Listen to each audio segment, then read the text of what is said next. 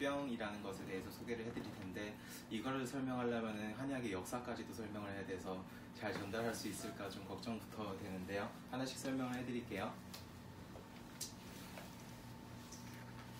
자, 우리 한의학 서적했을 때 제일 유명한 게 뭐죠? 동의보감?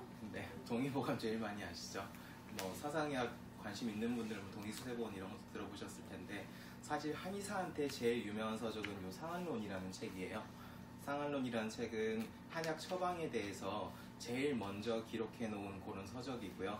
한의학이라는 게 이 서적을 연구하면서 이렇게 역사가 지나가면서 많은 치료법이 개발되고 그랬습니다.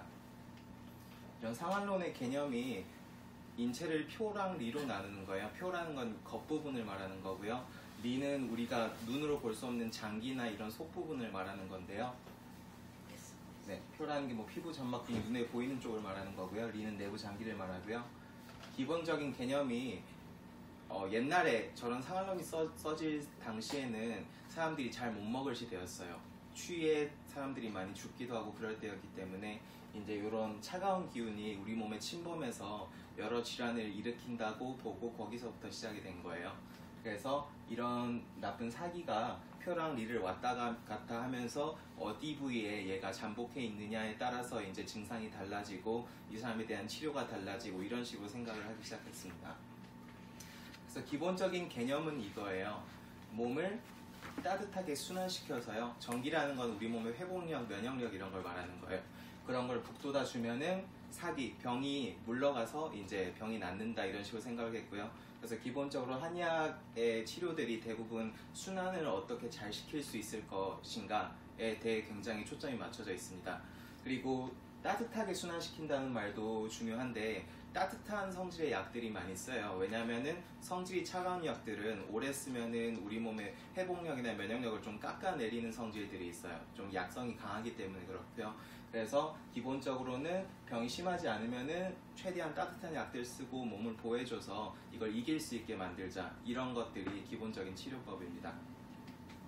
그런 것들이 이제 뒤에까지도 우리나라까지도 쭉 이어졌죠. 그래서 이제 동의보감 이런 게 한 청대까지의 이런 의료 서적들이나 치료법들을 정리한 책인데요.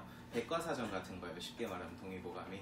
그래서 대부분 이제 몸을 보호해주고 뭐 이런 치료들이 많이 개발이 돼 있죠.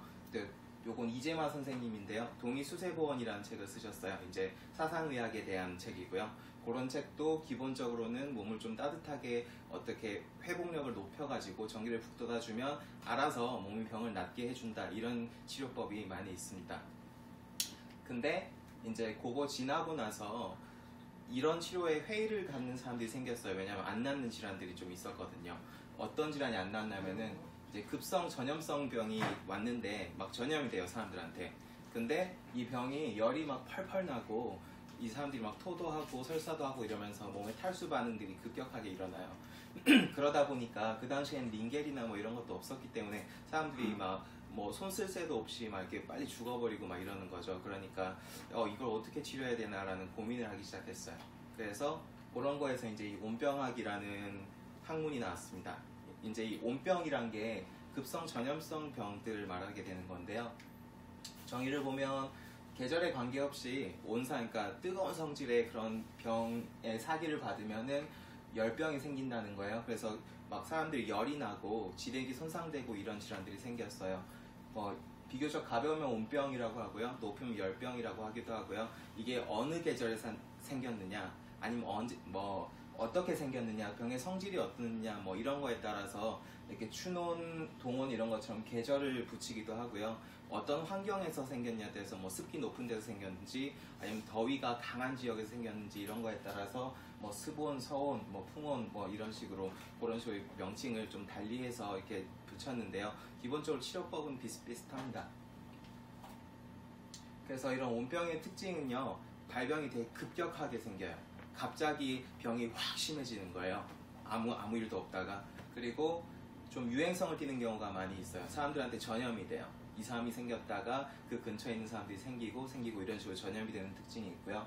또 잠복해 있다가 예를 들어 봄에 이 사람이 막 방탕하게 살았어요.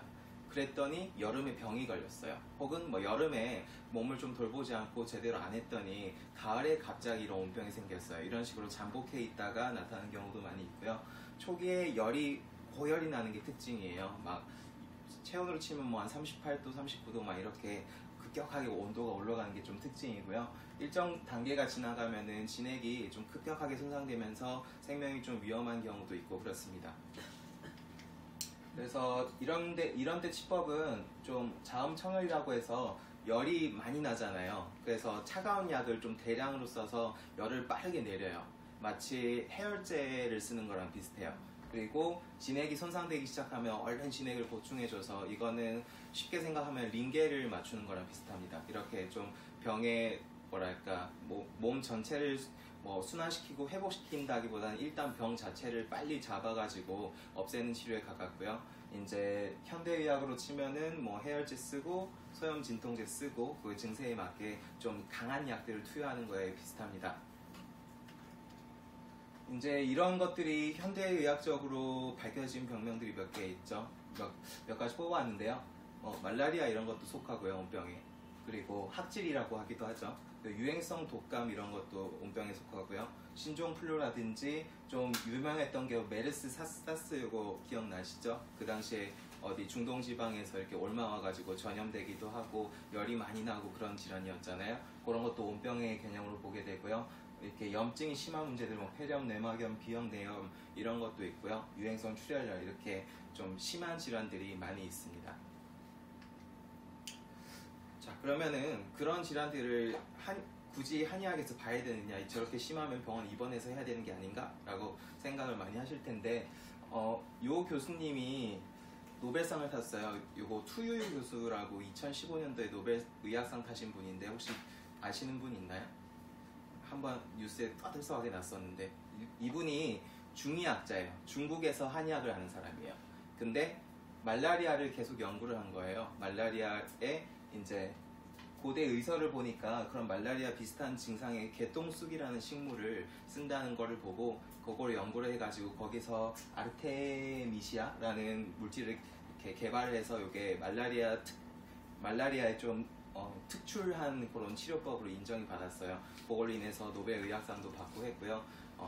한의학을 연구한 거랑 비슷한 거예요. 그래서 소염 진통제나 이런 걸 써도 해열제를 써도 열이 잘 가라앉지 않고 염증이 가라앉지 않는 분들이 많이 있습니다.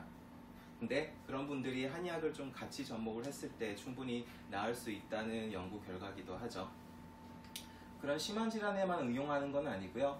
이제 뭐 열감기라든지 아토피라는 게 좀 많이 가렵고 열도 나고 하거든요.